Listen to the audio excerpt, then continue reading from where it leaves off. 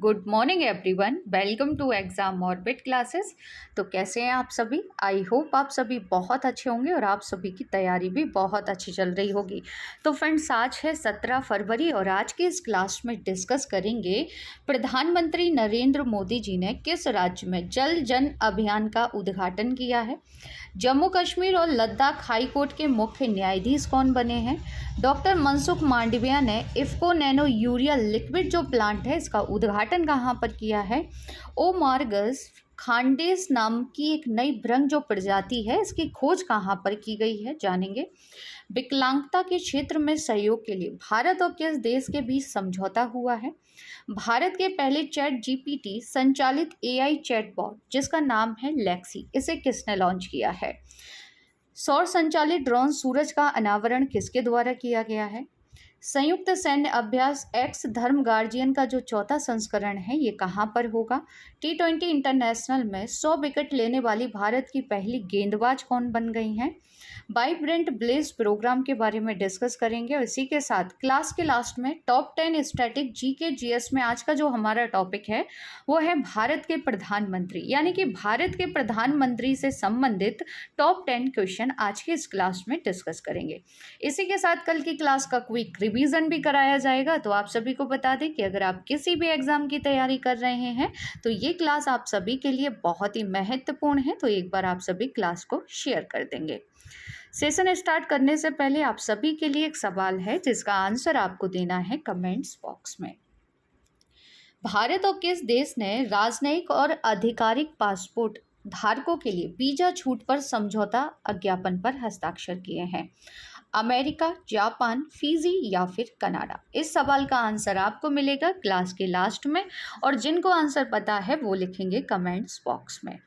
तो आज की क्लास का हमारा पहला सवाल है कि जम्मू कश्मीर और लद्दाख हाई कोर्ट के मुख्य न्यायाधीश के रूप में किसने शपथ ले ली है। तो फ्रेंड्स, इनका नाम आप सभी याद रखेंगे। इनका नाम है जस्टिस नोगमी कपाम कोटेश्वर सिंह, जिन्हें आप सभी पिक में देख सकते हैं। अब ये जम्मू कश्मीर और लद्दाख हाई कोर्ट के नए मुख्य न्यायाधीश होंगे। इनकी नियुक्ति राष्ट्रपति द्रौपदी मुर्मू जी द्वारा की गई है। आर्टिकल याद रखेंगे, किस आर्टिकल के तहत राष्ट्रपति जी ने इनकी नियुक्ति की है। तो आर्टिकल 217 के खंड 1 के तहत इनकी नियुक्ति की गई है। अब डिस्कस कर लेते हैं उच्च न्यायालय से संबंधित कुछ एक्स्ट्रा फैक्ट, जैसे कि उच्च न्यायालय के क्षेत्राधिकार को घटाने या बढ़ाने का जो अधिकार है ये किसके पास है। तो फ्रेंड्स याद रखेंगे ये अधिकार संसद को है, यानी कि पार्लियामेंट को। उच्च न्यायालय का न्यायाधीश किसके समक्ष अपने पद और गोपनीयता की शपथ लेता है। गवर्नर यानी राज्यपाल। उच्च न्यायालय का न्यायाधीश अपना त्याग पत्र किसको देते हैं। तो ये प्रेसिडेंट यानी कि राष्ट्रपति को अपना त्याग पत्र देते हैं। उच्च न्यायालय के न्यायाधीश पद पर नियुक्त होने वाली प्रथम महिला कौन थी। तो इनका नाम याद रखेंगे अन्ना चंडी। भारत का सबसे बड़ा उच्च न्यायालय कौन सा है। तो इलाहाबाद उच्च न्यायालय है वर्तमान में। भारत में कुल कितने हाई कोर्ट हैं। तो भारत में वर्तमान में 25 हाई कोर्ट हैं और 25वां हाई कोर्ट है Amravati high court. I hope आप सभी को याद होगा ये। किसके अंतर्गत कलकत्ता, मद्रास एवं बम्बई के उच्च न्यायालय स्थापित किए गए थे। भारतीय उच्च न्यायालय अधिनियम 1861 के तहत 2 या 2 से अधिक राज्यों या संघीय प्रदेश के लिए एक सामान्य उच्च न्यायालय की स्थापना की जा सकती है। किसके द्वारा। तो संसद कानून बनाकर ऐसा कर सकती है। तो ये कुछ उच्च न्यायालय से संबंधित फैक्ट हैं जो आप सभी को याद रखने हैं। अगर आप लोग पहली बार चैनल पर विजिट कर रहे हैं तो चैनल को सब्सक्राइब कर लीजिएगा, साथ ही बेल आइकन दबाना बिल्कुल ना भूलें, जिससे आप सभी को जो क्लास का नोटिफिकेशन है वो सबसे पहले मिल जाएगा। साथ ही में इस क्लास की जो पीडीएफ है वो बाद में आप सभी को टेलीग्राम चैनल पर मिल जाएगी। टेलीग्राम पर जाकर एग्जाम ऑर्बिट क्लासेस से लोगो आपको दिखाई देगा। टेलीग्राम चैनल जिनने भी ज्वाइन नहीं किया है वो ज्वाइन कर लीजिएगा, क्योंकि जितनी भी पीडीएफ होंगी या जो भी अपडेट होगा वो आप सभी को टेलीग्राम चैनल पर मिल जाएगा। अगला सवाल है कि प्रधानमंत्री नरेंद्र मोदी जी ने किस राज्य में जल जन अभियान का वर्चुअली उद्घाटन किया है, यानी कि डिजिटल तरीके से प्रधानमंत्री नरेंद्र मोदी जी ने इस अभियान का उद्घाटन कहाँ पर किया है। राजस्थान। याद रखेंगे आप सभी, राजस्थान में इसका उद्घाटन किया गया है।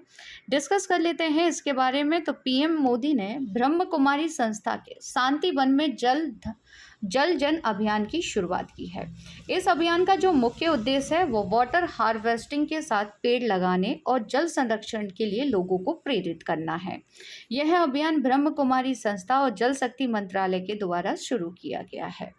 अब डिस्कस कर लेते हैं कुछ एक्स्ट्रा फैक्ट, जैसे कि जल शक्ति जो मंत्रालय है इसका गठन कब किया गया था? 2019 में। पहले मंत्री कौन है? गजेंद्र सिंह शेखावत हैं। और वर्तमान में भी जल मंत्री कौन है? तो गजेंद्र सिंह शेखावत हैं। ड्रिंक फ्रॉम टैप वाला भारत का पहला शहर कौन सा बन गया है? पुरी, उड़ीसा। भारत का पहला वाटर प्लस शहर कौन सा है? तो आई होप आप सभी जानते होंगे, इंदौर है। किस मंत्रालय ने 100 दिवसीय सुजलम अभियान की शुरुआत की थी? तो इस अभियान को जो चलाया गया था वो जल शक्ति मंत्रालय के द्वारा ही चलाया गया था। पहला हर घर जल वाला अगर राज्य आपसे पूछ ले तो राज्य याद रखेंगे गोवा है। अगर जिला आपसे पूछे तो जिला याद रखेंगे बुरहानपुर, मध्य प्रदेश है। नेक्स्ट क्वेश्चन है कि डॉक्टर मनसुख मांडविया ने इफ्को नैनो यूरिया लिक्विड जो प्लांट है इसका उद्घाटन कहाँ पर किया है? देखिए, अगर आपसे एशिया का सबसे बड़ा नैनो यूरिया लिक्विड प्लांट पूछ ले तो याद रखेंगे गुजरात का एक स्थान जिसे कहते हैं कलोल। कलोल में सबसे बड़ा नैनो यूरिया लिक्विड प्लांट है। और ये जो डॉक्टर मनसुख मांडविया द्वारा IFFCO nano urea liquid plant का जो उद्घाटन किया गया है वो उत्तर प्रदेश में किया गया है। यानी कि जो यूरिया होती है उसको लिक्विड फॉर्म में बदलने का जो प्लांट है वो उत्तर प्रदेश में लगाया गया है। उत्तर प्रदेश में स्थान याद रखेंगे, उत्तर प्रदेश में आगामी परीक्षा में पूछे जा सकते हैं आपसे। तो ये कहाँ पर किया गया है? आंवला और फूलपुर में इफ्को नैनो यूरिया तरल जो प्लांट है वो लगाया गया है। इसका जो उद्देश्य है वो पैकेज यूरिया पर किसानों की निर्भरता को कम करना है। आगे डिस्कस कर लेते हैं उत्तर प्रदेश के बारे में कुछ एक्स्ट्रा फैक्ट। उत्तर प्रदेश की राजधानी लखनऊ है, आप सभी जानते हैं। मुख्यमंत्री योगी आदित्यनाथ हैं। राज्यपाल यहाँ की आनंदीबेन पटेल हैं। भारत का सबसे अधिक आबादी वाला राज्य उत्तर प्रदेश है। उत्तर प्रदेश में लोकसभा सीटें 80 हैं, राज्यसभा सीटें 31 हैं और विधानसभा सीटें आप सभी याद रखेंगे क्योंकि हाल ही में उत्तर प्रदेश में विधानसभा इलेक्शन संपन्न हुए थे। तो हो सकता है आगामी परीक्षा में विधानसभा सीटें आपसे पूछी जा सकती हैं। क्वेश्चन बन सकता है कि लोकसभा में विधानसभा सीटों की संख्या कितनी है? तो याद रखेंगे 403 है। उत्तर प्रदेश के प्रमुख नेशनल पार्क और अभ्यारण्य हैं दुधवा नेशनल पार्क, चंद्रप्रभा वन्यजीव अभ्यारण्य, हस्तिनापुर वन्यजीव अभ्यारण्य और किशनपुर वन्यजीव अभ्यारण्य। अब आपको कमेंट्स करके बताना है कि भारत का यानी कि देश का 53वां टाइगर रिजर्व कहाँ पर बनाया गया है और उस 53वें टाइगर रिजर्व का नाम क्या है? कमेंट्स में आंसर करेंगे आप सभी। प्रमुख ऐतिहासिक स्थल हैं यहाँ के आगरा का किला, ताजमहल और फतेहपुर सीकरी। प्रमुख नेशनल पार्क हम डिस्कस कर चुके हैं। प्रमुख नदियां याद रखेंगे, प्रमुख नदियों में आ जाएगा गंगा, रामगंगा, गोमती, यमुना, बेतवा और गंडक नदी है। उत्तर प्रदेश की लोकेशन मैप में आप सभी देख सकते हैं फ्रेंड्स, ये है उत्तर प्रदेश। आगे बढ़ते हैं। अगला सवाल है कि विकलांगता के क्षेत्र में सहयोग के लिए भारत और किस देश के बीच समझौता हुआ है? तो फ्रेंड्स, भारत ने यह समझौता दक्षिण अफ्रीका के साथ किया है। और यहीं पर मैं आपको बता दूं कि जल्द ही दक्षिण अफ्रीका से 12 चीते भारत में फिर से आने वाले हैं। यानी कि भारत में फिर से चीते कहाँ से लाए जाएंगे? तो दक्षिण अफ्रीका से लाने हैं। कितने आएंगे? तो 12 चीते आएंगे। इसका जो उद्देश्य है वो विकलांगता क्षेत्र में संयुक्त पहल के माध्यम से विकलांग व्यक्तियों के अधिकारिता विभाग और दक्षिण अफ्रीका के बीच सहयोग को प्रोत्साहित करना है। यह भारत और दक्षिण अफ्रीका के बीच द्विपक्षीय संबंधों को मजबूत करेगा। अब डिस्कस कर लेते हैं दक्षिण अफ्रीका के बारे में। तो दक्षिण अफ्रीका के बारे में 3 पॉइंट आप सभी को याद रखना है। प्रेसिडेंट कौन है, राजधानी कौन सी है और मुद्रा कौन सी है यहाँ की? तो यहाँ के वर्तमान में राष्ट्रपति हैं सिरिल रामाफोसा। पूछे जा सकते हैं, इस समय दक्षिण अफ्रीका सुर्खियों में बना हुआ है। राजधानियाँ केपटाउन यहाँ की विधायी राजधानी है, प्रिटोरिया कार्यकारी है और ब्लोमफोंटेन यहाँ की न्यायिक राजधानी है। यानी कुल मिलाकर यहाँ पर 3 राजधानियाँ हैं। यहाँ की मुद्रा को रैंड कहते हैं। देखिए, दक्षिण अफ्रीका के साथ साथ नामीबिया की भी आप सभी एक बार याद रख लीजिएगा। नामीबिया की राजधानी क्या है और मुद्रा क्या है, पूछी जा सकती है। आगे मैप में आप सभी साउथ अफ्रीका की लोकेशन देख सकते हैं फ्रेंड्स। ये है साउथ अफ्रीका और यहीं पर एक नदी बहती है जिसे हम कहते हैं लिम्पोपो नदी। याद होगा आप सभी को लिम्पोपो नदी, जो कि मकर रेखा को 2 बार काटती है। अगला सवाल है कि ओमोर्गस खांडेस नाम की एक नई भ्रंग प्रजाति की जो खोज है ये कहाँ पर की गई है? तो फ्रेंड्स, इस प्रजाति को भारत में ही खोजा गया है। डिस्कस करेंगे इस प्रजाति के बारे में क्योंकि ये काफ़ी महत्वपूर्ण है। तो फॉरेंसिक विज्ञान के लिए यह झिंगोर, इसे झिंगोर भी बोलते हैं, महत्वपूर्ण है क्योंकि यह किसी जानवर अथवा इंसान की मौत के समय का पता लगाने में मदद करता है, इसलिए ये काफ़ी महत्वपूर्ण है। यह नेक्रोफेगस यानी कि मृत अथवा सड़े हुए जानवर का मांस खाता है और इसलिए इसे केराटिन वीटल भी कहा जाता है। आगे डिस्कस कर लेते हैं कुछ महत्वपूर्ण खोज। तो भारतीय पुरातत्व सर्वेक्षण ने किस राज्य में 1200 साल पुराने लघु स्तूपों की खोज की थी? तो पटना के पास ये बिहार में की गई है। हाल ही में किस राष्ट्रीय उद्यान के पराली बोडल गांव में पेटेंट वेट के रूप में जाना जाने वाला एक दुर्लभ नारंगी रंग का चमगादड़ देखा गया था? कांगेर घाटी उद्यान में। अब आप मुझे बताएंगे कि ये जो कांगेर घाटी नेशनल पार्क है ये किस राज्य या केंद्र शासित प्रदेश में स्थित है? अगला सवाल है कि भारत के पहले चैट जीपीटी संचालित एआई चैटबॉट जिसका नाम है लेक्सी, अच्छे से याद कर लेंगे क्योंकि ये भारत का पहला है, इसे किस फिनटेक कंपनी ने लॉन्च किया है? तो लेक्सी को लॉन्च किया गया है वेलोसिटी के द्वारा। ये पूछा जा सकता है कि भारत का पहला चैट जीपीटी संचालित एआई यानी कि आर्टिफिशियल इंटेलिजेंट चैटबॉट लेक्सी, या फिर नाम पूछ लेगा कि क्या नाम है, तो याद रखेंगे लेक्सी इसका नाम है। तो वेलोसिटी द्वारा इसे लॉन्च किया गया है चैटबॉट। आई होप जानते होंगे आप सभी। एक कंप्यूटर प्रोग्राम है जो यूज़र के सवालों को समझने और उनका जवाब देने के लिए आर्टिफिशियल इंटेलिजेंट और नेचुरल लैंग्वेज प्रोसेसिंग का प्रयोग करता है। याद होगा आप सभी को, इससे पहले गूगल ने भी अपना चैट जीटीपी लॉन्च कर दिया है जिसका नाम है वार्ड। ये भी याद रखेंगे आप सभी, ये गूगल का है, पूछा जा सकता है आपसे। अगला सवाल है कि भारत के किस टेक स्टार्टअप ने एरो इंडिया 2023 में सौर संचालित ड्रोन जिसका नाम है सूरज का अनावरण किया है? तो इसका जो अनावरण है एरो इंडिया, याद होगा आप सभी को, जिसका आयोजन कहाँ किया गया था? बेंगलोर कर्नाटक में। और उद्घाटन किसने किया? प्रधानमंत्री नरेंद्र मोदी जी ने। तो इसे किसने बनाया है या किसने अनावरण किया है? तो गरुड़ एरोस्पेस के द्वारा इसका अनावरण किया गया है। गरुड़ एरोस्पेस भारत का एक मानव केंद्रित ड्रोन स्टार्टअप है जिसकी स्थापना 2015 में की गई थी। याद रखेंगे एरो इंडिया 2023 कहाँ पर हुआ है? सीधा क्वेश्चन बन सकता है यहाँ से कि एरो इंडिया 2023 का आयोजन किस शहर में किया गया? तो बेंगलोर में किया गया था। यह ड्रोन हाई एल्टीट्यूड वाला ISR ड्रोन है जिसे विशेष रूप से निगरानी कार्यों के लिए भी डिजाइन किया गया है।